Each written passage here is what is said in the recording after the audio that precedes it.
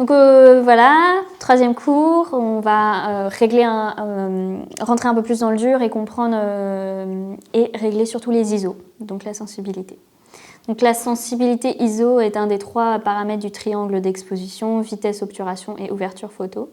C'est un des paramètres franchement le plus facile à comprendre. Et dans cette nouvelle leçon, on définit la sensibilité ISO et on explique comment elle fonctionne. Donc on va présenter comment la régler et changer le paramètre.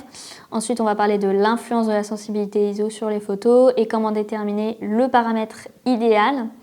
Et enfin, on va terminer en donnant des exemples d'utilisation pratique et en proposant des petits problèmes. Je vais vous donner un exercice à la fin pour un peu vous essayer sur ça.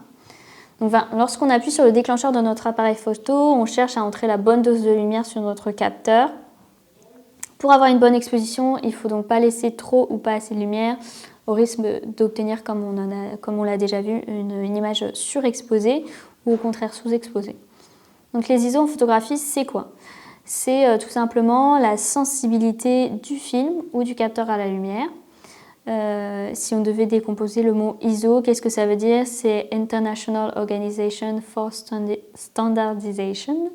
C'est donc pour parler simplement d'une mesure permettant d'évaluer la lumière qui arrive sur la surface du film ou du capteur.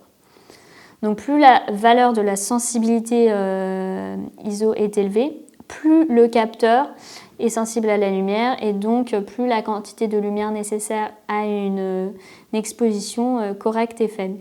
Donc cet indice de sensibilité peut prendre des valeurs courantes de 100 ISO, 200 ISO, 400 ISO, 800 ISO jusqu'à 6400 ISO.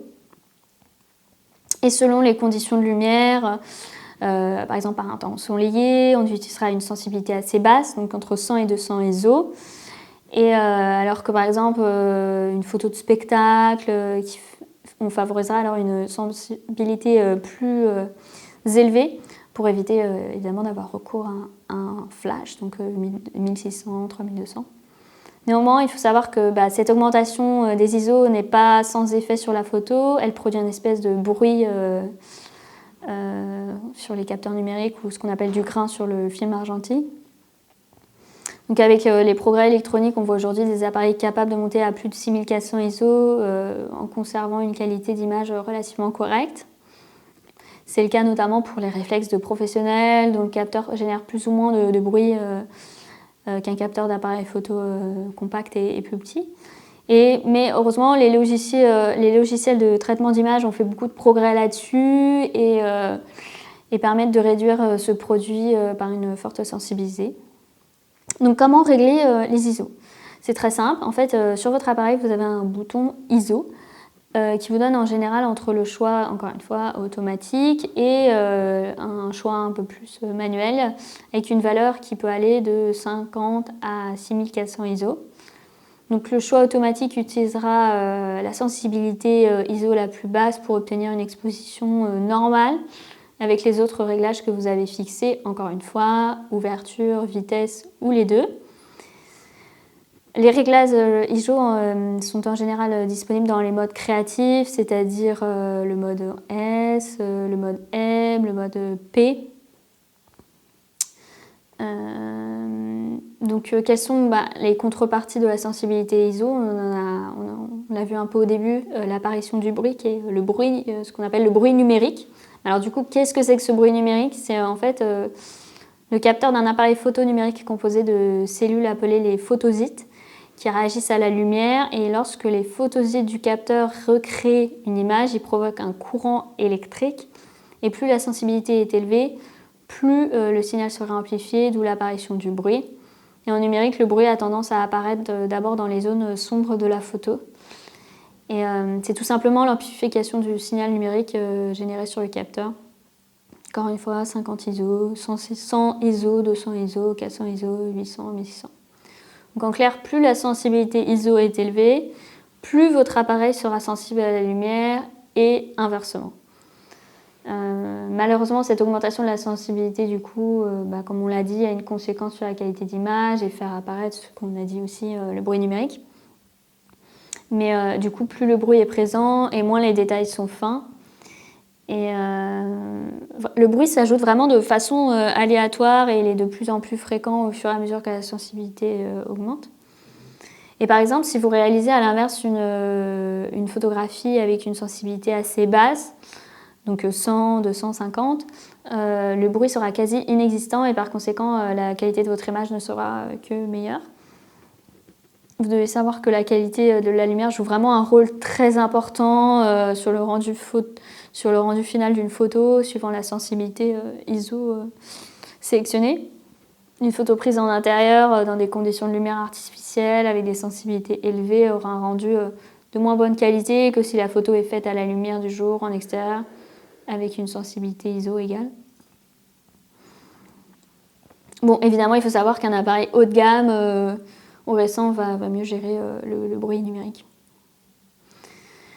Donc pour choisir les valeurs ISO les plus basses, le plus souvent possible, lorsqu'il y a suffisamment de lumière, c'est-à-dire par temps ensoleillé ou nuageux, mais avec de la luminosité. Donc encore une fois, 100 ISO, je rappelle, 200 ISO et 400 ISO, vous obtiendrez une image de qualité avec un bruit quasi inexistant pour des valeurs plus basses.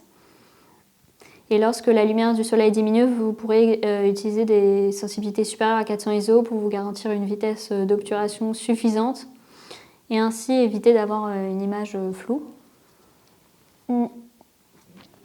Quant aux hautes sensibilités, elles sont à utiliser vraiment avec parcimonie, car plus vous augmentez ces valeurs, plus le capteur de votre appareil photo va générer encore une fois du bruit numérique. Vous aurez alors des photos de moins bonne qualité, avec moins de détails et peut-être des couleurs un peu plus fades, quoi. Donc j'ai fait un espèce de petit tableau pour les ISO pour un peu vous rendre compte de ça. Par exemple, pour une lumière assez forte, plein soleil, été, mer, sable, neige, on va plus préférer entre 50 à 200 ISO. Pour une lumière moyenne, début, fin de journée, sous-bois intérieur, bien éclairé, 400 à 800. Faible en intérieur et éclairage urbain, 1600. Et très faible, comme des salles de spectacle ou je sais pas, une fête d'anniversaire, 3200 ou 6400 ISO. Donc le passage d'une sensibilité ISO à une autre modifiera l'ouverture du diaphragme ou la vitesse d'obturation selon le mode semi-automatique que vous avez choisi pour au final obtenir une exposition correcte. Et si vous désirez obtenir un contrôle total sur la sensibilité ISO, je vous suggère vraiment de ne pas choisir le mode automatique. Parce qu'en mode ISO automatique, votre appareil, il ne connaît pas vraiment vos intentions et la sensibilité ISO ne sera peut-être pas à la valeur que vous souhaitez avec le rendu que vous souhaitez. Donc vraiment, si vous débutez en photographie, je vous conseille le mode manuel qui permet de maîtriser parfaitement le triangle d'exposition. Donc je vous ai fait un petit topo à retenir. Donc si votre scène est peu lumineuse, vous allez devoir rendre votre capteur plus sensible pour capter la lumière et donc augmenter les ISO. 400 à 800, voire plus. À l'inverse, si votre scène est très lumineuse, vous n'avez pas besoin de rendre votre capteur sensible à la lumière puisque cette celle ambiante est suffisante. Vous allez alors régler les ISO au plus bas 50, 100, 200 ISO. Le principe de l'utilisation des ISO est donc très simple en soi, mais encore une fois, propose un problème si vous devez l'augmenter. Le bruit numérique, comme on a vu, ou sinon comme on appelle aussi la granularité en argentique, apparaît alors et peut devenir gênant, voire très gênant. Encore une fois, ce bruit numérique apparaît dans des zones sombres ou unies, ce qui amène un côté assez inesthétique à la photo. Alors que par exemple en argentique, la granularité est uniforme, car le calibre du grain utilisé pour la fabrication du film est uniforme. Donc dans tous les cas, la qualité du rendu dans les détails s'en trouvera affectée. Idéalement, il faut toujours utiliser une sensibilité ISO basse. Après, c'est le souci des conditions de prise de vue. Utiliser un ISO bas, c'est parfois impossible, car la vitesse d'obturation deviendrait alors trop longue, entraînerait un flou bougé où le diaphragme devra être très ouvert et ne sera peut-être même pas disponible sur l'objectif.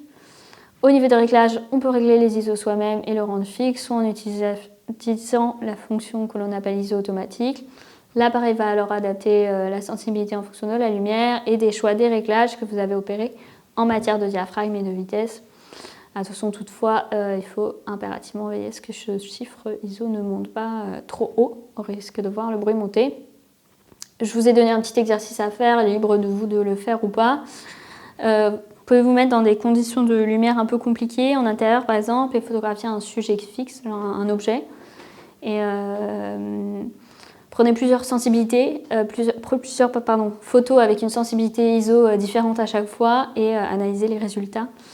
Pour une analyse plus précise, vous pouvez éviter d'utiliser l'écran de votre appareil photo et carrément importer les photos sur votre PC, les analyser.